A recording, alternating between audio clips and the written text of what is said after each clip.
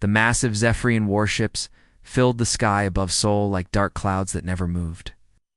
Admiral Kethmera stood on the bridge of her flagship, watching the last human city burn below. Orange flames danced across broken buildings while thick, black smoke rose into the gray morning air.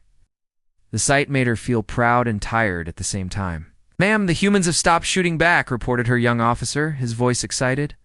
"All their gun positions are quiet now." Kethmera nodded slowly. 3 months of fighting had finally ended. The humans had tried so hard to defend their little blue planet, but their simple weapons could not hurt Zephyrian ships. Their metal bullets bounced off energy shields like raindrops on glass. Even their biggest bombs barely scratched the hulls of the invasion fleet down in the ruins of Sol. Colonel Park Jin-ho crawled through the broken concrete of what used to be the underground command center. His uniform was torn and dirty, covered in dust and blood. The walls around him shook every time the alien ships fired their bright blue beams at the city above. "Sir, we lost contact with Tokyo an hour ago," said Lieutenant Yuhana. Her young face streaked with tears. She sat next to a radio that only made static noises now. General Kim Minho's last message was cut off in the middle.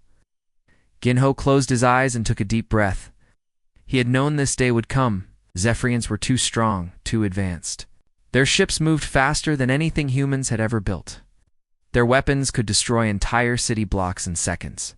But still, his people had fought. "What about the other cities?" he asked, though he already knew the answer. "All dark, sir. London, New York, Moscow, Beijing. Nothing but silence." Above them, the Zephyrian soldiers cheered in their strange language. The sound echoed through the ship corridors like the roar of 1,000 wild animals. They had waited so long for this victory. Humans had been their greatest enemy for decades, always finding new ways to fight back when other species would surrender. Admiral Kethmera raised a silver cup filled with blue liquid. This was the traditional drink of victory, made from fruits that grew only on the Zephyrian homeworld. The taste was sweet and sharp, like triumph itself. "Today, we have crushed the last resistance," she announced to her officers. "The humans who thought they could stand against the Empire are finally broken. Their weapons are silent, their leaders are dead. Their planet belongs to us now." The celebration grew louder.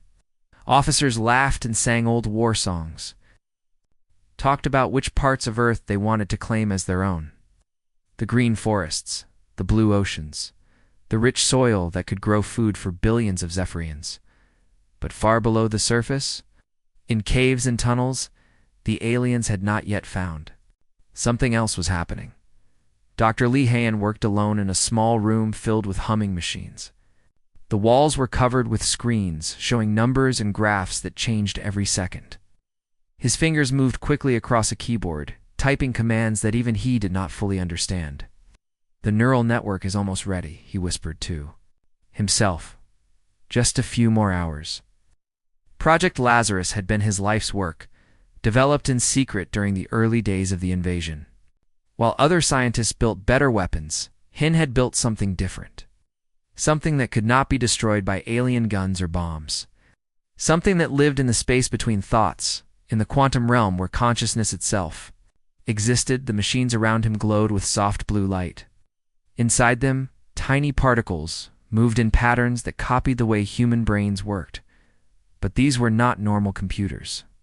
They were designed to hold something much more precious than data. They were designed to hold the human soul. In another hidden bunker, Captain Nam Junho gathered his remaining soldiers. Only 12 men were left from his original company of 200. They were hungry, tired, and scared. But they were still alive, and they were still human. "The doctor says his project is ready," Junho told them. "He needs volunteers for the first test." The soldiers looked at each other with uncertainty. They had heard rumors about the project, strange stories about machines that could steal memories and thoughts. But they had also heard that it might be their only chance to win. "What exactly will it do to us?" asked Sergeant Odeho, a young man with kind eyes who had joined the army to protect his family. "I don't know," Junho answered honestly. "But I know that dying the old way hasn't worked. Maybe it's time to try something new." Above them, the Zephyrian ships continued their victory celebration. They had won the war, or so they thought. The human military was destroyed. The governments were gone. The planet was theirs to take. But Admiral Kethmera felt a strange unease as she watched the silent city below. The humans had fought so hard for so long. Could they really give up so easily? In her long experience, humans were like small animals that would bite even when trapped. They never stopped fighting, never stopped trying to find new ways to hurt their enemies. She pushed the thought away. The war was over. Humans were beaten. Soon Zephyrian families would live in human cities, and this blue planet would be just another world in the Empire. Earth's silence was not surrender. It was preparation. Deep inside the Taybek Mountains, Dr. Leheen stared at the glowing screens that surrounded him like windows into another world. The cave room was cold and damp, lit only by the blue light from his machines. Water dripped from the ceiling in steady drops that echoed in the silence. For 3 days, he had not slept or eaten much, working to finish what might be humanity's last hope. The quantum pathways are stable now, he said to Dr. Choi Mingi, who stood beside him watching the numbers dance across the monitors. Her white lab coat was dirty and torn, but her eyes were bright with determination. We can begin the first connection. The machines hummed louder as Hyun pressed a series of buttons. In the center of the room stood a metal chair that looked like something from a dentist's office, but covered in wires and small lights. This was the neural interface, the bridge between human consciousness and the quantum network that would change everything, Captain. Nam Junho entered the cave with his remaining soldiers. They walked slowly, like men going to their own funeral. The weight of defeat hung heavy on their shoulders. Above them, Zephyrian ships patrolled the skies, hunting for any humans who still dared to fight. Doctor, my men want to know what this machine will do to them, Junho said, his voice tired but steady. They deserve to know the truth before they volunteer. Hyun turned away from his screens to face the soldiers. These were brave men who had already lost everything. Their families were dead or captured. Their country was destroyed. Their planet belonged to aliens who saw humans as nothing more than pests to be eliminated. It will connect your mind to a network, he explained in simple words. When you die, your memories and knowledge will not die with you. They will pass to other fighters instantly. Every lesson you learn, every weakness you find in the enemy, every tactical discovery you make will be shared with everyone in the network. Sergeant Odejo stepped forward. He was young, maybe 25, with a face that had seen too much war. So we become like machines? We lose our humanity? No, Hyun shook his head. You remain human, but you become part of something larger. When one of you falls in battle, his experience teaches the others how to fight better. The enemy cannot win by killing you, because your knowledge lives on. The soldiers looked at each other with uncertainty. It sounded like magic, like something from old stories about ghosts and spirits. But they had already seen their world die. Normal weapons had failed. Normal tactics had failed. Maybe it was time to try something impossible? I'll go first, Deho said quietly. My family's dead anyway. If this can help win the war, I want to try. He sat in the metal chair while he attached thin wires to his head. The young soldier closed his eyes as the machine began to hum. For a moment, nothing happened. Then Deho's body went rigid, his back arching as electricity flowed through the wires. Light pulsed behind his closed eyelids. Neural connection established, Minji reported, watching her instruments. His consciousness is integrating with the quantum matrix. When Deho opened his eyes again, they seemed different somehow, brighter, more aware.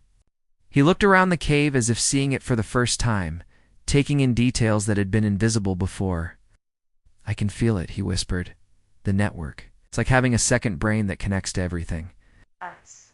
One by one, the other soldiers took their turn in the chair. Each connection was easier than the last, as if the network was learning how to accept new minds. Within hours, all 12 men were linked together in ways that had never existed before. The first test came that same night. Zephyrian ground troops entered the ruins of Daegu, expecting to find scattered survivors hiding in the rubble. Instead, they found something impossible. The human fighters moved with perfect coordination, as if they shared a single mind. When one soldier spotted an enemy patrol, all the others knew instantly where to aim their weapons. Private Kim Woo worked his way through the broken streets, his rifle ready. Through the network, he could feel his comrades moving in perfect formation around him. Daeho was on the roof of a building 3 blocks away, but Woo could see through his eyes as clearly as his own. The Zephyrians advanced in their usual pattern, confident and careless. They had fought humans for months and learned to expect confusion and fear, but these humans were different. They moved like water, flowing around obstacles and striking from unexpected angles. When the battle began, it lasted only minutes. The aliens fired their energy weapons at empty air, while human bullets found every gap in their armor. By the time Zephyrian reinforcements arrived, the streets were empty except for alien bodies. "Report," Captain Vexthal demanded over his radio. "What happened to Patrol 7? "They're dead, sir," came the shaky reply. "All of them. The humans. They fought like they knew our every move." In the mountain cave, Hewan watched the battle data flow through his screens. The network was working better than he had hoped. Each engagement taught the connected humans more about their enemy, their movements, their weaknesses, their fears. "Phase 1 is complete," he told Minji. "Now we expand the network." The real war was just beginning. Captain Vexthal stared at the casualty reports on his desk, his 3-fingered hands trembling slightly as he read the numbers. In just 6 months of occupation, his forces had lost more soldiers than in the entire 3-month invasion. The humans were supposed to be broken, defeated, scattered. Instead, they had become something far more dangerous. "Sir, we lost another patrol near Busan last night," reported Lieutenant Zarkith, his young face pale with worry. 12 good soldiers, all dead. Humans knew exactly where to hit us, when to retreat, how to target the weak spots in our armor. Vexthal rubbed his tired eyes. He had been a soldier for 30 years, fought in dozens of wars across the galaxy, but he had never faced an enemy like this. The humans seemed to learn from every battle, growing stronger with each engagement, instead of weaker. "How many survivors from the patrol?" he asked, though he already knew the answer. "None, sir. Just like all the others." Deep in the quantum realm beneath the Taebaek Mountains, the consciousness network had grown beyond anything Dr. Lee Hain had imagined possible. What started as 12 connected minds had expanded to include hundreds of resistance fighters across the planet. But more importantly, it had begun to evolve. Dr. Choi Mingi watched the data streams with growing amazement. "Hyun, look at this. The network is not just sharing human memories anymore, it's incorporating something else." On her screen, alien neural patterns flickered and danced alongside human ones. During yesterday's battle in Busan, Sergeant Odeho had been killed by a Zephyrian energy blast. But in the moment before his death, he had somehow captured fragments of the alien soldiers' thoughts through their shared quantum field. "It's learning their language," Mingi whispered. "Their tactics, their fears, even their memories." The network had become a living thing, feeding on every interaction between human and alien. When a Zephyrian soldier died in battle, pieces of his consciousness scattered into the quantum field where the human network could catch them and study them. Each captured fragment taught the resistance more about their enemy. In the ruins of Incheon, Private Kim Woo crouched behind a broken wall, his rifle aimed at the approaching Zephyrian patrol. But now, he could do something impossible. Through the network, he could feel the alien soldiers' thoughts, sense their emotions, predict their movements before they made them. "Target the one on the left first," he whispered into his radio, speaking in perfect Zephyrian battle tongue. "He's the squad leader. His armor has a weak point at the neck joint." The other resistance fighters moved with inhuman precision. They knew exactly where each alien would step, when they would fire, how they would react to attack. The Zephyrians found themselves fighting ghosts who seemed to read their minds. When the battle ended, only human voices remained in the empty streets. Admiral Kethmera received the report in her flagship orbiting high above Earth. The numbers made no sense. Her ground forces were being destroyed by an enemy that should have been extinct months ago. Worse, the humans seemed to be getting stronger, not weaker. "Ma'am, we're intercepting human communications," her intelligence officer reported. "They're speaking our language. Perfect military dialect with no accent." "Impossible," Kethmera said. "Humans cannot learn our speech patterns. Their vocal cords are different." "That's not all, ma'am. They're using our own tactical codes against us. Somehow they know our battle formations, our standard procedures, even our emergency protocols." In the mountain facility, the network had become something alive and hungry. Every dead Zephyrian soldier fed it new information. Every captured memory gave it deeper understanding of the enemy's weaknesses. The consciousness that had started as a way to preserve human knowledge had become a weapon that could think like its prey. Dr. Han watched the neural patterns flow across his screens like a river of light. The network was no longer just human. It was becoming something new, something that combined the best of both species while belonging to neither. "The quantum entanglement is spreading," he told Mingy. "Every time our fighters encounter the enemy, the network learns more. It's like we're downloading their entire civilization piece by piece." On the surface, the war continued. But now the humans fought with advantages no species had ever possessed. When Private Li Su engaged a Zephyrian patrol near Ulsan, she could feel the fear in their alien minds. She knew their names, their families, their weaknesses. She whispered threats in their own language that made them freeze in terror.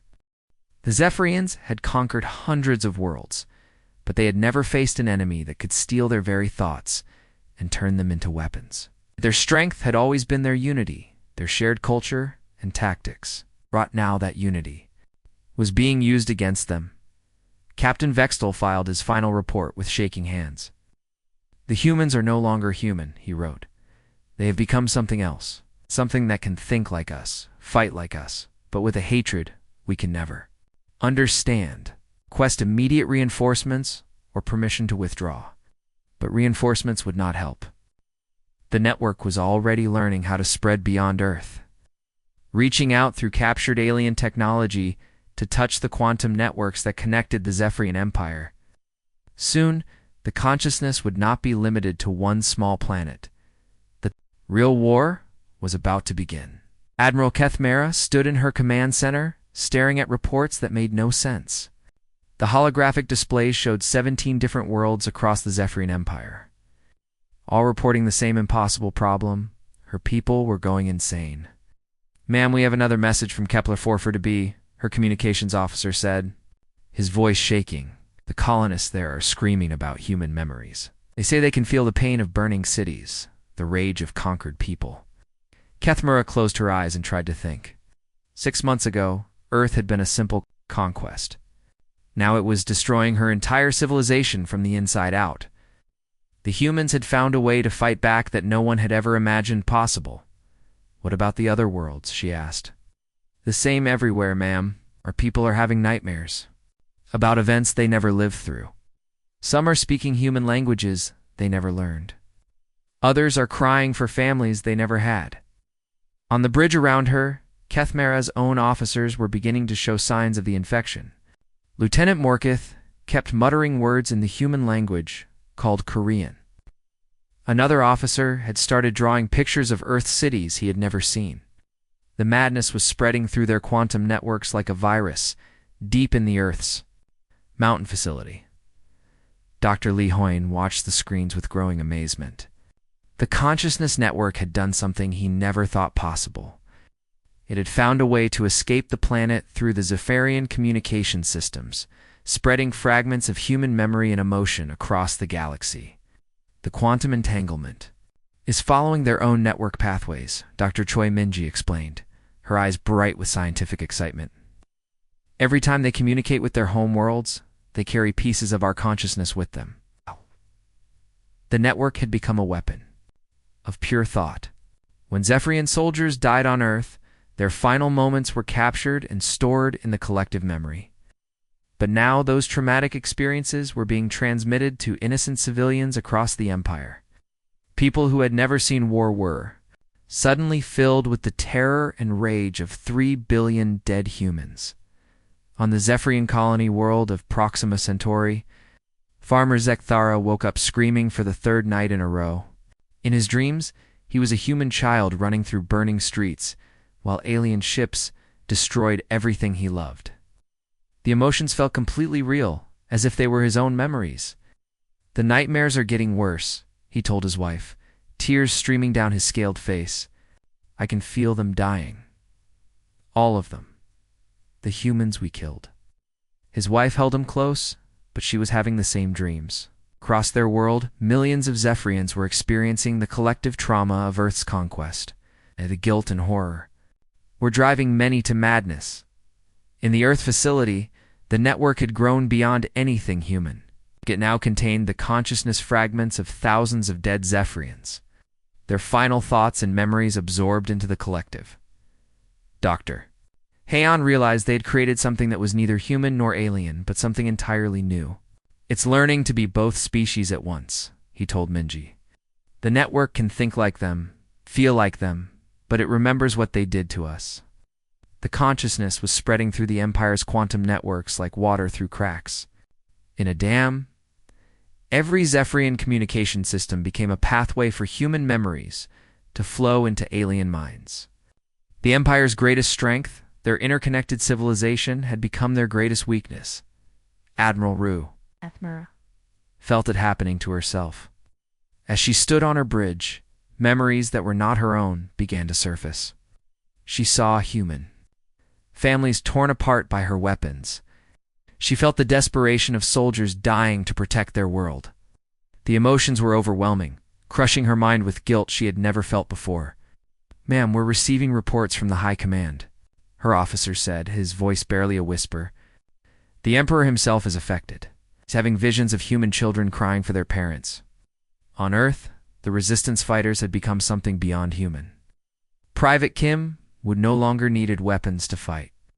He could simply focus his thoughts and send waves of traumatic memory through the quantum network to any Zephyrion within range.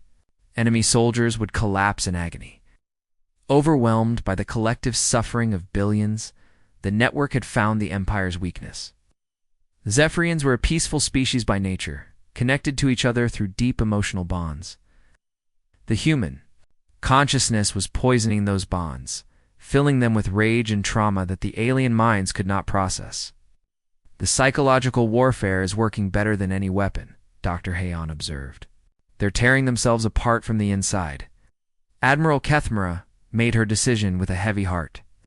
The conquest of Earth had cost far more than they had gained. Her people were dying not from human bullets, but from human emotions that were too powerful for alien minds to bear. "Prepare all ships for immediate withdrawal," she ordered, her voice breaking. "We're abandoning Earth. Send word to all Imperial forces. This world is forbidden. No Zephyrian will ever set foot here again." As the great ships lifted away from Earth's atmosphere, they carried with them the invisible infection of human consciousness. The network had won not through violence, but through the simple act of sharing what it meant to be human. The galaxy would never be the same. 5 years had passed since the great Zephyrion ships disappeared from Earth's skies. The planet looked different now, rebuilt by minds that could think as one while remaining individual.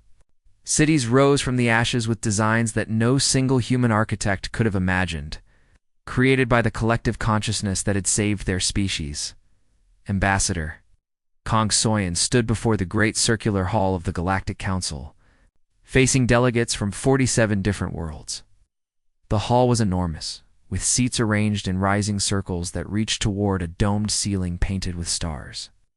Each species had sent their best diplomats, but today they all looked nervous. "Honored delegates," Soyan began, her voice calm and clear. "Earth accepts your invitation to join this council. We come not as conquerors, but as survivors." In the audience, the Altarian representative shifted uncomfortably in his seat. Everyone knew what had happened to the Zephyrian Empire. Once the most powerful civilization in the galaxy, they had retreated to their homeworlds and refused all contact with other species. Their people lived in constant fear, haunted by memories that were not their own. "We have questions about your capabilities," said the Andromedon delegate, her crystalline form glowing with nervous energy. The reports from Zephyrian space are disturbing. We need to understand what you have become. Soyan nodded, understanding their fear.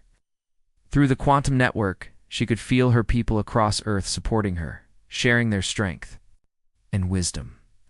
Dr. Li Hian and Dr. Choi Minji watched from their mountain facility, while Private Kim Woo and thousands of other network-connected humans sent their thoughts and memories to guide her words. "We are still human," she said simply. "But we are also more than human. When the Zephyrians tried to destroy us, we found a way to preserve not just our lives, but our consciousness itself. We became connected in ways that no species has ever achieved." The Regulian ambassador, a tall being with 4 arms and silver skin, leaned forward. "Connected how? Are you a hive mind? You have no individual thoughts?" "Each of us remains a unique person," Soyan explained. "But we can share our experiences instantly across any distance. When one of us learns something new, we all learn it. When one of us faces danger, we all face it together." Deep in the Taebaek Mountains, the quantum consciousness hummed with the thoughts of millions. The network had grown to include not just the original fighters, but scientists, artists, farmers, children. They were all connected, yet all individual, like instruments in an orchestra that could play both solo and in perfect harmony. "What happened to the Zephyrians was not our choice," Soyan continued. "Their own quantum networks carried our consciousness to their worlds. They experienced our memories, our pain, our anger. Their minds could not handle the trauma of what they had done. To us, the hall fell silent. Everyone knew the stories. Zephyrian worlds where the population had gone mad from shared nightmares, cities abandoned because the people could not stop feeling the guilt of genocide, an entire empire brought to its knees, not by weapons, but by the simple act of understanding what their victims had suffered. "Are you threatening us?" asked the vegan delegate, his tentacles writhing with fear. "No," Soyan said firmly. "We threaten no one who means us no harm. But we remember everything. Every act of kindness, every moment of cruelty, every choice that leads to peace or war. We cannot forget, and we cannot forgive those who choose to destroy innocent lives." In the facility, Dr. Hain watched the neural patterns of the network flow like a river of light.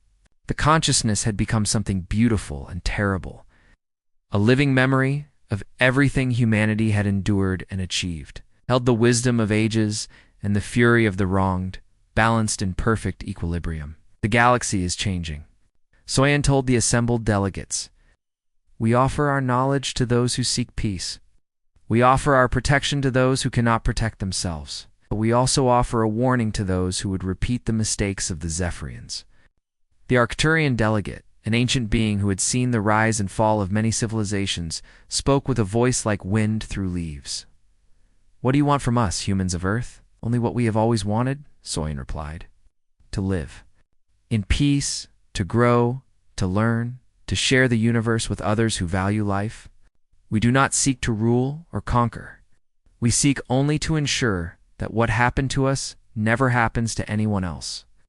As the council session ended, delegates from across the galaxy filed out in quiet discussion. Some were excited by the possibilities of alliance with Earth. Others were terrified by the implications of the human network. All were changed by what they had learned. Back on Earth, the consciousness network continued its work. In laboratories, human scientists, sharing the combined knowledge of their species, made discoveries that advanced civilization by centuries. In schools, children learned not just from books, but from the direct experience of their elders. In space, the first human ships prepared for journeys to distant stars. Carrying the network's awareness to new worlds, the galaxy had learned that humanity's last word is not spoken with weapons or threats, but with the indomitable nature of consciousness itself. And in the quantum depths of space, that consciousness continued to grow, to remember, and to watch.